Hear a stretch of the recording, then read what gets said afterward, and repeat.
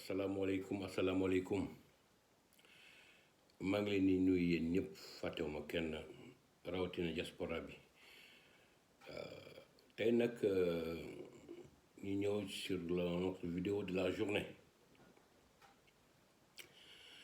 Sur notre vidéo de la journée, commenter ensemble comme ni ma koy waxee tous les jours actualité yi nga xam ne ñu ngi koy relier dans les réseaux sociaux. te nag ma bëggoon avant tout cela am loo xam ne dama ko bëggoon wax te lii may wax ne tey dama koy adressé à l'ensemble des activistes yi nga xam ne ñu ngi Sénégal rawatina ñi nekk ci diaspora bi. ma bëggoon leen wax ne lépp lu ñuy xeex mën nañ ko xeex mën nañ ko wax dans la plus grande discipline. saaga ngaññante réglewul benn problème. Olof Njaay day faral di wax ne dal ci ndox lañ koy gis waaye ci nit lañ ko gën a soxla. nit ñi nag bu ñu jàpp ne ay dof lañu lépp loo wax dañ koy analyser dañuy xalaat xool li nga wax ndax dëgg la walla dëgg mais nag nee nañ dëgg balaa moo gën a mën a jëriñ doomu aadama mu nekk dëgg boo xam ne nit ki su koy wax daf koy wax dans la discipline li ñuy wax dans la discipline maanaam ci yar ci teggin gaa ngay extérioriser yi nga xam ne mu ngi ci sa biir xol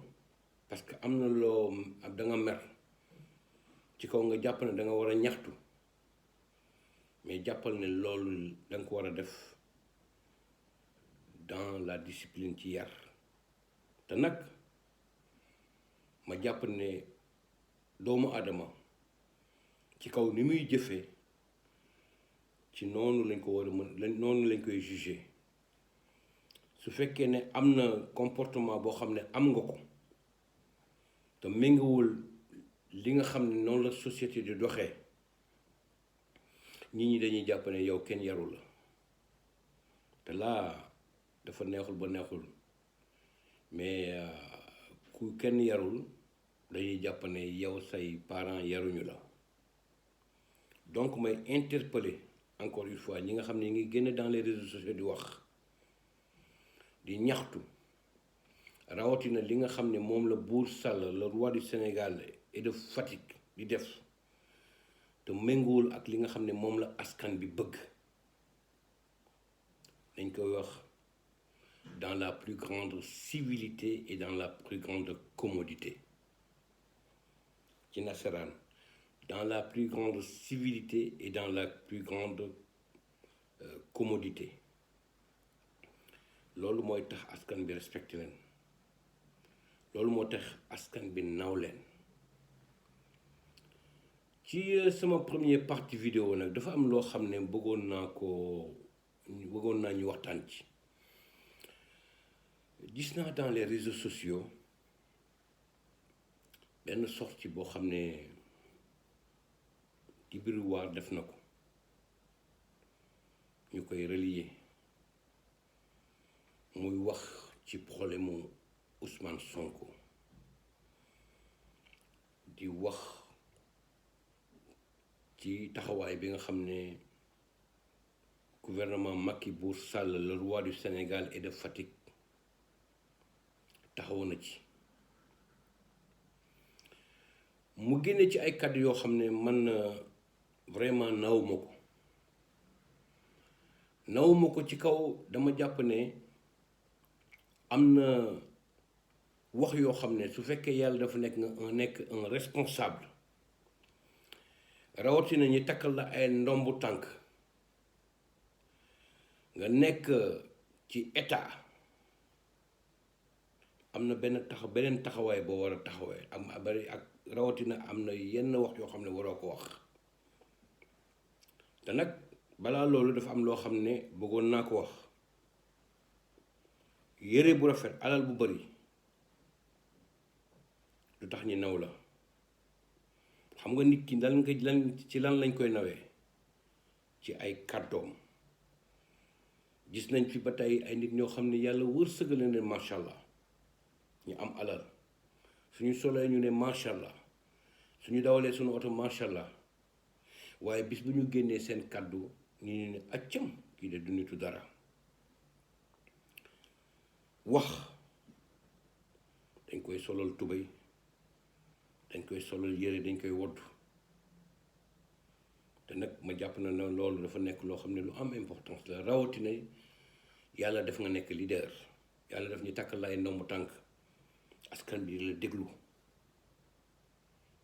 loolu ngay wax dafa nekk loo xam ne fii lay des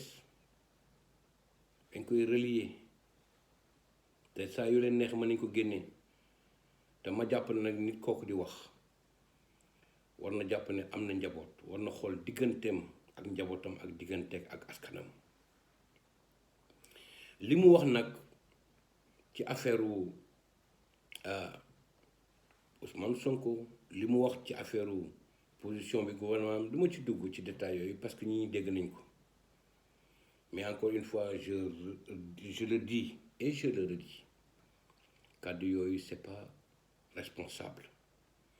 loolu nekk na kàddu yoo xam ne su fekkee ne ñoom jàmm la ñu bëgg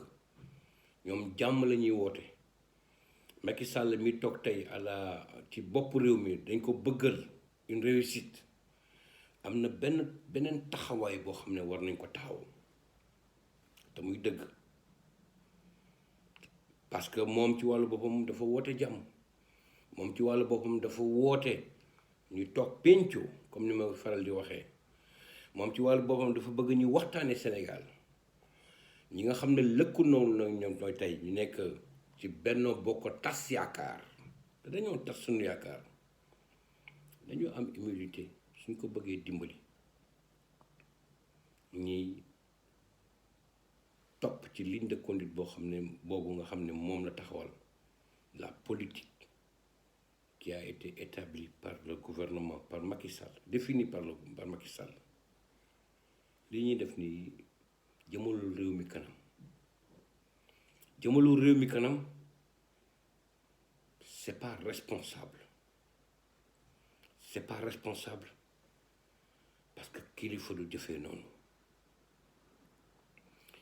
loolu dafa nekkoon loo xam ne mënuma ko woon boo ñu wax dans la première partie de ma vidéo tey nag ma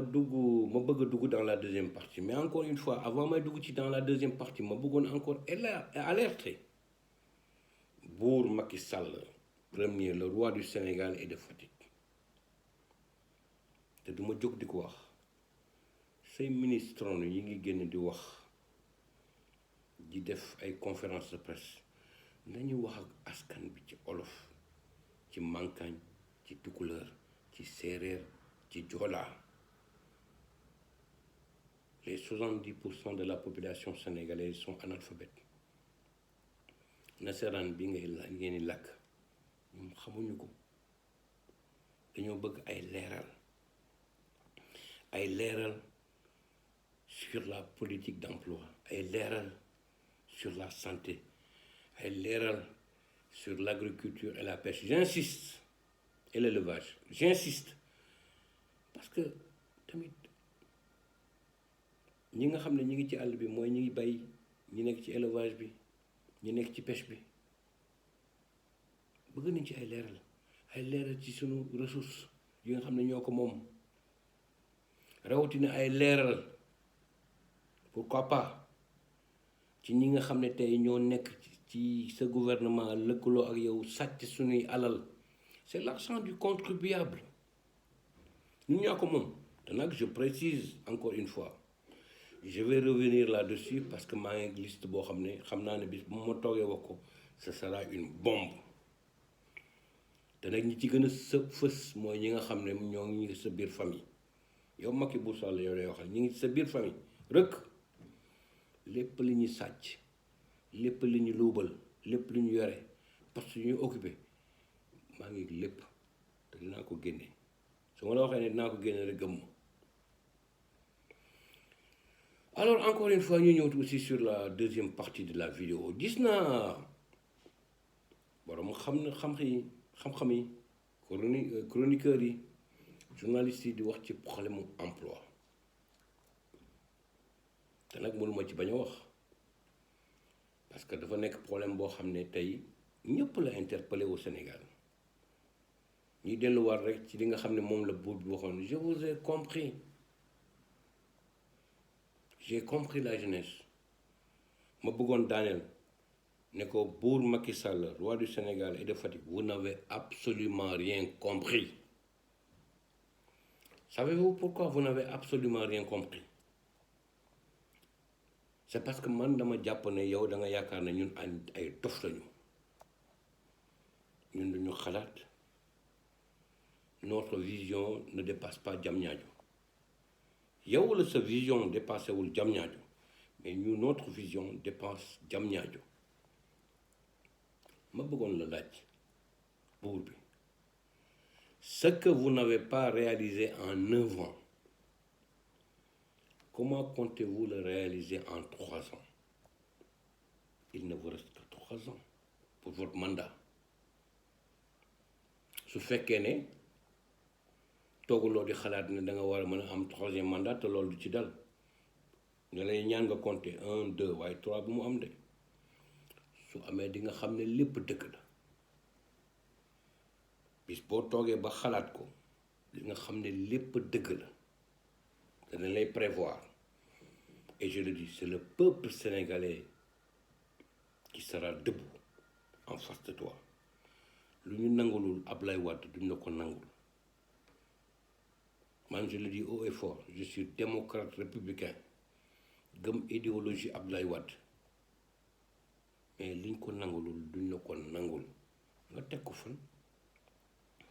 dañu gën ndey dañu wala ñu gën bàyyi wala da nga yaakaar ne yow yaa moom Sénégal moomuloo ko. Je reviens encore sur le problème de l'emploi. Vous avez promis 500 000 emplois. yaa def sa campagne génn wax promettre 500 000 emplois. Il faut avoir l'humilité, il faut avoir la noblesse de dire au peuple sénégalais que vous avez échoué sur toute la ligne en ce qui concerne la politique de l'emploi. Ma wax ko ci olof na nga génn wax ak sénégalais yi ne nit ki moom lu dul jëf waaye su fekkee ne yàlla def na mu juum li nga xam ne digg woon na ko munu ko defu ko nga jéggalu. dama jàpp nag ne su fekkee ne des grandes puissances ay nit di leen diriger ñoo mën a taxaw juum génn di wax ak seen peuple di jéggalu je ne vois vraiment pas du tout les raisons pour lesquelles yow waroo ko mën a def. Tout récemment Angela Merkel def na ay erreurs de communication parce que jàppoon na ne corona bi am na nen nu ma waroon tëdd moo am ay mesures yu ma waroon jël mais elle a eu l'humilité de sortir et de s'adresser au peuple allemand ne leen dama jum maa ngi baalu ne leen forçat maa ngi jéggulu da ngeen ma baal. defe naa ne nag yéen moom fi ngeen toll moom baalu moom dool nañ ko def mukk yéen da ngeen dox sur l'arrogance yaakaar na ne yéen a moom Sénégal lu leen neex ngeen def. nga lay laaj encore une fois où sont les 500 000 emplois? Où sont les 500 000 emplois? Structure yi nga xam ne créé woon nga ko muy DER ak FONGIP ak leneen def ci audit xoolal yooyu yëpp fu mu mujjee. D'abord je pense que loolu moo gën a ëpp importance. Gis nga le mal du problème de l'emploi au Sénégal est un mal plus profond. Plus profond. Du li damay injecter 350 milliards en 3 ans génnee 80 milliards di taf yëngal mooy tax nga régler problème bi. soo leen déggee ma naan la c'est un mal plus profond c'est parce que tout simplement dama jàpp ne jeunesse sénégalaise tey ni mu bindoo entre 15 ans jëm 35 ans mu nekk une jeunesse à 70% jeune su fekkoon ne yow sa wàllu bopp li nga xam ne définiroon nga ko mu wóor ne leen soo jaaree ci loolu lépp dina sotti su fekkee ne ñi nga nekk jëfe woon nañ ko tey du ñu jàpp ne sax problème bi du am mais dinañ ko mën a saafara tuuti mais malheureusement dama jóg di ko vous n'êtes là que pour vos intérêts crypto personnels lépp lu leen di enrichir moo leen jóg lépp noo leen di sàccee xaalisu contribuable bi moom moo leen ñor lépp lu ngeen def pour enrichir seen bopp moo leen ñor tey Macky Sall vous avez permis à combien de Sénégalais d'être milliardaires wax leen ñu injecté seen xaalis boobu ñu sàcc créer emploi te muy dëgg c'est ça en fait le fond du problème li nga mënul régler en 9 ans da nga jàkk vous ne pourrez pour jamais le régler en 3 ans dama bëgg ngeen bàyyi sénégalais yi ngeen di fen sénégalais yi ngeen di nax les sénégalais ont compris encore muy ma jàpp ne su fekkee ne da ngay def li ngay def mu wóor na la ne dafa am échec il faut avoir le courage de le dire tey moom nous avons tout l'impression que Sidiki Kaba le ministre des Forces armées c'est lui aujourd'hui le porte-parole du gouvernement c'est lui le ministre de la justice mais dans quel pays nous sommes? On nous parle de séparation des pouvoirs, on nous parle des responsabilités qui sont allouées au ministre mu am loo xam ne dañ ciy dox pour le peuple sénégalais benn nit génn di mbalalali di wax yaakaar na mën nañu nax wala moo ñu gën a muus. Il faut que cela arrête. Les Sénégalais ont compris, les Sénégalais sont éveillés te dinañ taxaw temm jàkkaarloo yow quelle que soit la situation li xew Sénégal dina fi dakk parce que le peuple sénégalais a décidé de prendre son destin en main. ma leen di sant di leen gërëm di leen souhaiter une très bonne journée. Alexandre depuis Munich, Allemagne, jërëjëf.